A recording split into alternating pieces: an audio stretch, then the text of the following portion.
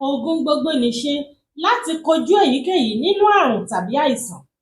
bẹ́ẹ̀ ni kódà àwọn obìnrin tó ń wojú Ọlọ́run bá fọmọ tó ní pọ́blẹ́mù lórí menstrual problem, menstrual pain, ó ń dúdú ni ó ń ṣe bákan ní abẹ́ni tó ní BP, gbogbo nǹkan tó ń jẹ́ àìsàn ló lè lo kíní yìí fún. Fi fídíò yìí ránṣẹ́, bá mi gẹ́ẹ̀tì garlic, ó ti rí, bá mi gẹ́ẹ̀tì kànáfùrù, bá mi gẹ́ẹ̀tì igi akọgùn, bá mi gẹ́ẹ̀tì àlùbọ́sà eléwé àbí àlùbọ́sà ìsebẹ̀, lọ gbogbo nǹkan mẹ́rẹ̀ẹ̀rin kó kúnná dáadáa, kó wá bá mi dà sínú virgin olive oil tó tóbi.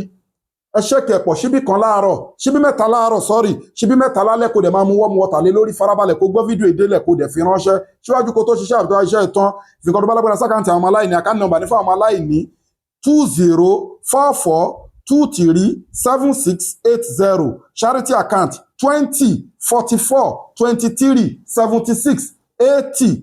First Bank of Nigeria, Global Dahiratu Dhikrlahi Islamic Organization, ẹni tó ní BP, high blood pressure, ẹni tó ní diabetics, ẹni tó ní egbò ìdájìná, ẹni tó pé ó ní obìnrin tó pé period ẹ̀ ń ṣe ségesège, ó ń ṣe bákan, gbogbo nǹkan tó ń jẹ́ àìsàn yányán, ẹni tí nǹkan rìn káàkiri nínú ara ẹ̀, obìnrin tó ní ẹ̀dà, ẹni tó pé ó ní infection, gbogbo àwọn nǹkan wọ̀nyẹn. Àmọ́ obìnrin tó bá fẹ́ lò ó, kó lò ó before period, kó lò ó during period, kó má lò ó ní after period. So ó wà effective gidi. Ẹ get àwọn product wa made in India, packed in South Africa. Ìwọ tó bá ti ń dààmú láti lóyún lọ́jọ́ tó ti pẹ́, tó láwọn challenges lóríṣiríṣi, gbìyànjú kó contact wa kó wá lọ fún full package wa. Bẹ́ẹ̀ ni wá lọ fún full package wa. A wà ní Abraham Adesoya Lekki Ajah Etiosa Lagos. Ẹ WhatsApp wa lórí +234 810 913 1425. Ẹ get Caterpillar, obìnrin tó bá mọ̀ pé kéèsì ti tiẹ̀ kò gbẹnu tán, bẹ́ẹ̀ ni tó bá ti parí period, get Caterpillar wá finú ṣoyún afẹ́yìn gbọmọpọ̀ kí wà tọkọ ẹ máa lo transformer 1100 power fún ọkùnrin tí yẹ pé ó ní weak erection, quick ejaculation àti àwọn nǹkan bẹ́ẹ̀ bẹ́ẹ̀ lọ tí ó lè perform dáadáa.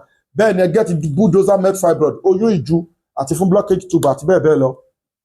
All in one natural herbs. Gbogbo product wa ló wà halal, ló dé wà scientific approved, they are all powder, wọ́n dé wà effective, made in India, packed in South Africa, ó wà effective gidi. Bismillah ta'ala, àdúrà wa gbà. Ẹ get memory booster, ìsọ̀yè ilẹ̀ am, ó wà effective gidi fọ́mọdé àti fún àgbàlagbà tó ń gbàgbé nǹkan. Ẹ WhatsApp wa lórí +234 810 913 1425. Inna li izzata lillahi jami'a, gbogbo agbára Ọlọ́run ọba lónìí. Masalam wa ila liqa'i.